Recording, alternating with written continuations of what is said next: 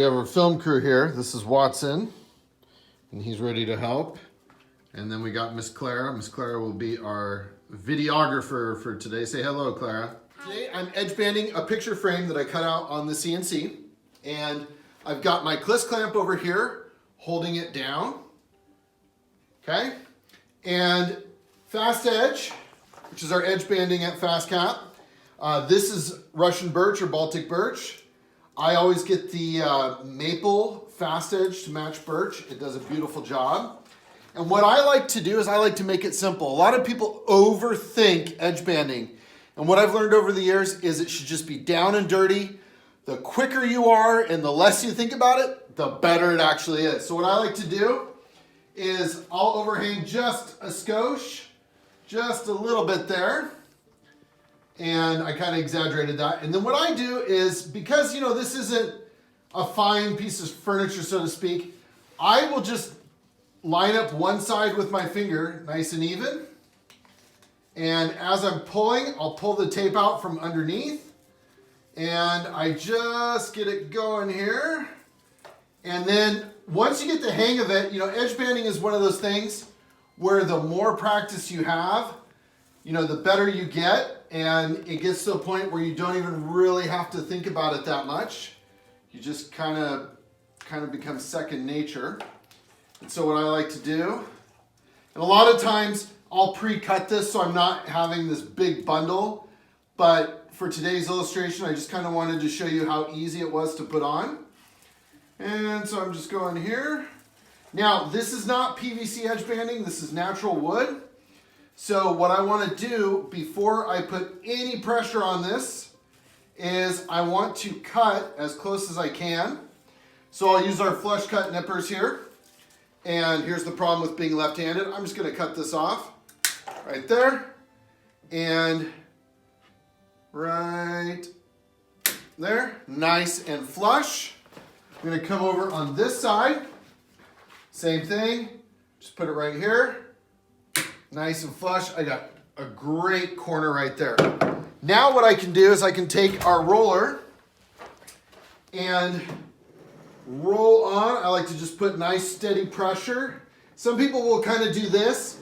And what I found is I just like to put nice even pressure. I just do 1, 2, 3, something like that. And you're good.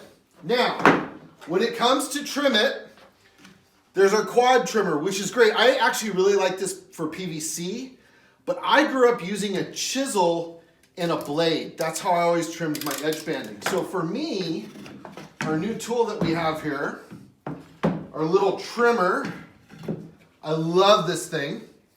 And you just kind of find your angle, and what you do is you'll notice if I go like this, it's gonna push it away. So what I do is I just kind of cut into it. And just kind of get it there. There it goes.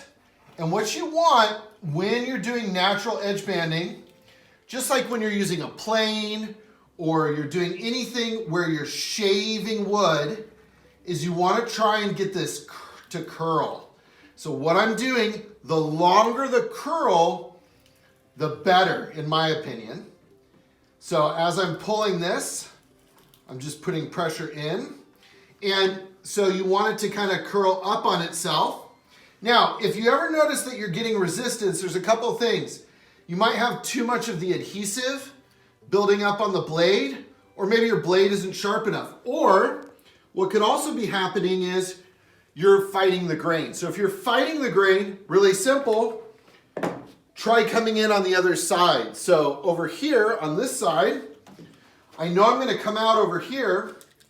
This is probably the biggest thing I've ever learned with edge banding. I want to back cut, careful not to cut myself, kind of just doing this for illustration here. And you want to back cut in, I don't know, a few millimeters, 1/8 of an inch. It doesn't have to be much. And the reason why I do that is because as I'm pulling this, just like when you're routering or you're joining, or, you're using a joiner, when I get to the end, if I wouldn't have done that back cut, what might happen is it might blow out the edge. So here, it breaks away, and I have this beautiful, it's almost perfect all the way across. Really easy. Like I said, Don't overthink it, just practice, practice, practice. Now, what's really important, before I do any more work to this, see how easy it is to set up the cliss clamp here? You just drop it in, bloop, just like that. Before I break the edge, what I'm gonna do is I'm gonna put more pressure on it.